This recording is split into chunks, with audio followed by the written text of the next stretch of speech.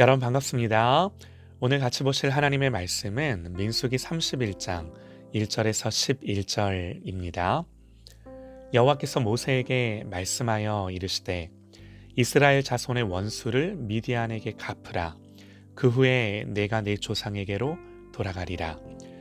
모세가 백성에게 말하여 이르되 너와 함께 있는 사람들 가운데서 전쟁에 나갈 사람들을 무장시키고 미디안을 치러 보내어 여호와의 원수를 갚되 이스라엘 모든 지파에게 각 지파에서 1000명씩을 전쟁에 보낼지니라 하매 각 지파에서 1000명씩 이스라엘 100만 명 중에서 12,000명을 택하여 무장을 시킨지라.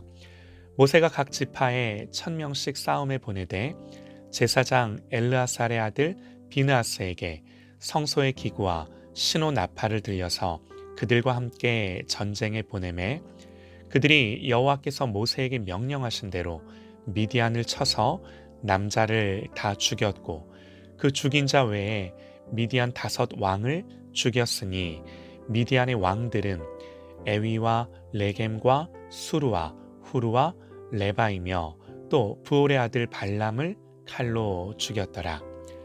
이스라엘 자손이 미디안의 부녀들과 그들의 아이들을 사로잡고 그들의 가축과 양떼와 재물을 다 탈취하고 그들이 거처하는 성읍들과 촌락을 다 불사르고 탈취한 것, 노략한 것, 사람과 짐승을 다 빼앗으니라.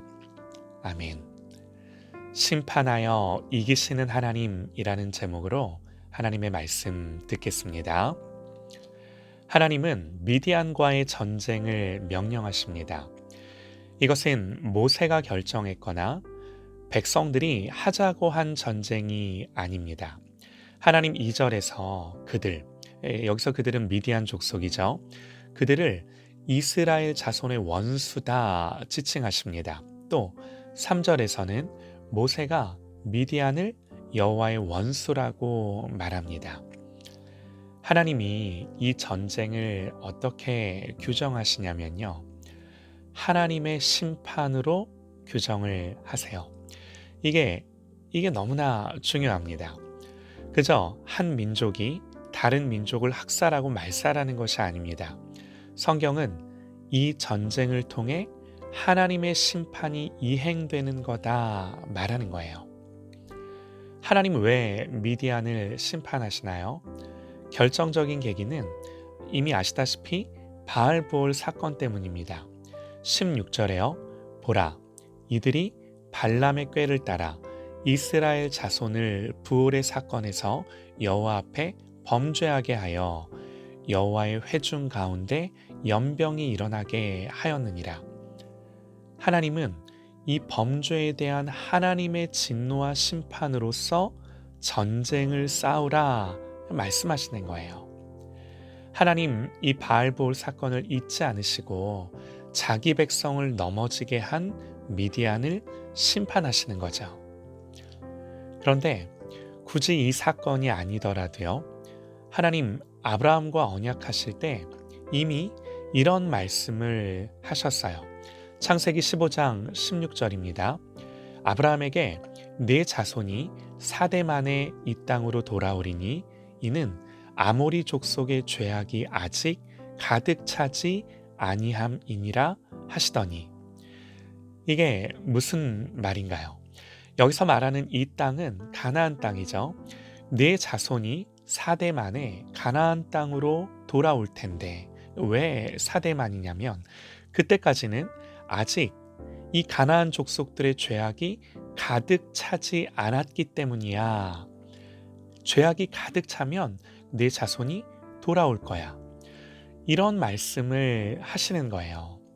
이 말인즉 가나안의 죄악이 가득할 때까지 하나님 기다리시는 거죠.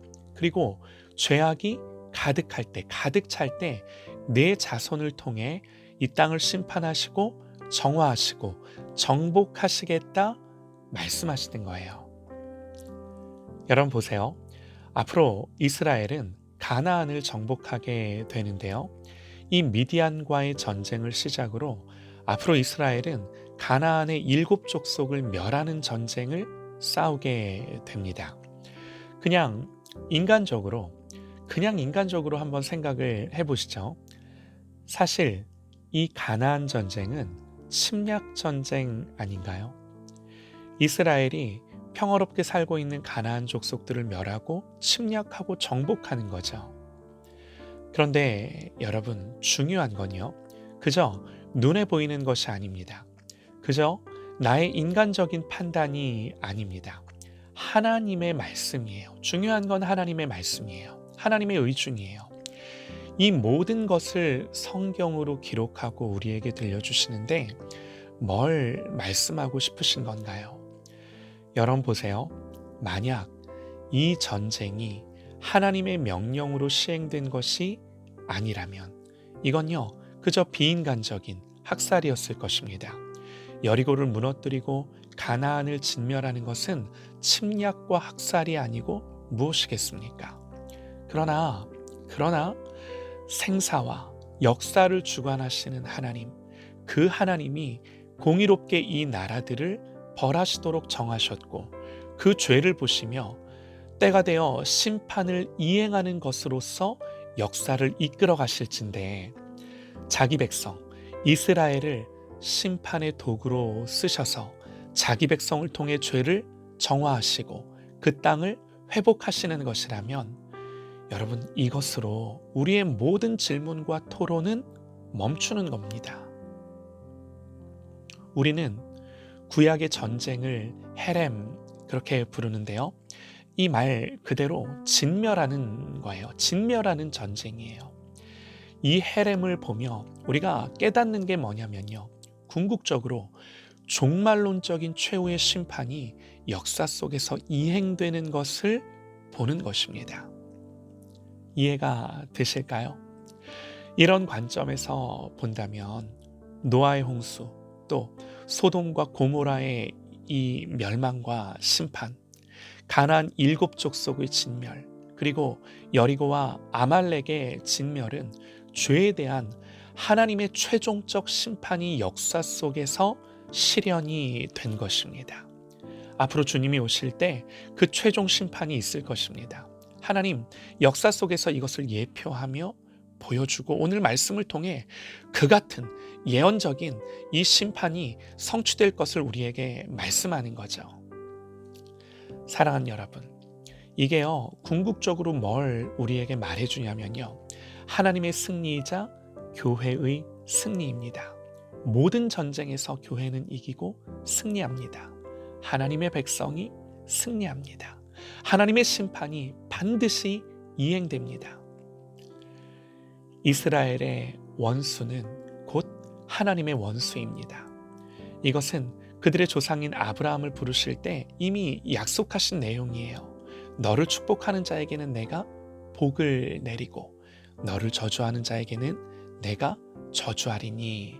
하나님 이미 약속하셨어요. 내가 너희들의 편에 서고 너희는 내 편에 서 있다 말씀하시는 거예요. 그러므로 너희가 내 전쟁을 싸우고 나는 너희의 전쟁을 싸우겠다 말씀하시는 거예요. 하나님 우리를 통해 일하시고 우리는 하나님의 일을 감당하는 것입니다. 이게 우리의 정체성이에요. 우리의 자리예요. 우리의 부르심이에요. 사랑하는 여러분, 우리는 오직 하나님의 편에 서서 하나님의 전쟁을 싸우는 하나님의 군대인 줄 믿습니다. 살아계신 하나님, 천지와 우주와 만물을 주관하시는 하나님이 저와 여러분을 통해 그 역사를 주관하시고 이루어 가시는 줄 믿습니다. 여러분 보세요. 싸움에 나갈 만한 모든 수를 셌습니다. 60만이 조금 넘습니다. 그런데 오늘 말씀을 보면요, 이스라엘 모든 지파에게 각 지파에서 1000명씩을 전쟁에 보낼지니라 하매 각 지파에서 1000명씩 이스라엘 100만 명 중에서 12,000명을 택하여 무장을 시킨지라 그럽니다. 12,000명만 싸움에 나가요. 그런데 더욱더 놀라운 게 뭐냐면요, 49절로 내려가 보면 이렇게 말씀을 합니다. 모세에게 말하되 당신의 종들이 이끈 군인을 계수한 즉 우리 중 한 사람도 충나지 아니하였기로. 무슨 말인가요? 12,000명이 나가서 하나도 죽지 않고 전쟁에서 승리했어요. 이게요, 우리의 싸움이 아니기 때문이에요. 내 전쟁이 아니기 때문이에요. 하나님이 하나님을 위해 우리를 통해 승리하는 줄 믿습니다. 그러면서 이들이 말하기를 우리 각 사람이 받은 바 금패물 곧 발목걸이, 손목걸이, 인장 반지, 귀고리, 목걸이들을 여호와께 헌금으로 우리의 생명을 위하여 여호와 앞에 속죄하려고 가져왔나이다. 이들이 그러는 거죠. 헌물을 가지고 나와 자기들의 생명을 위하여 여호와께 속죄하려고 가져온 곳이라고 말합니다. 생명값, 목숨값이라는 말인 거죠.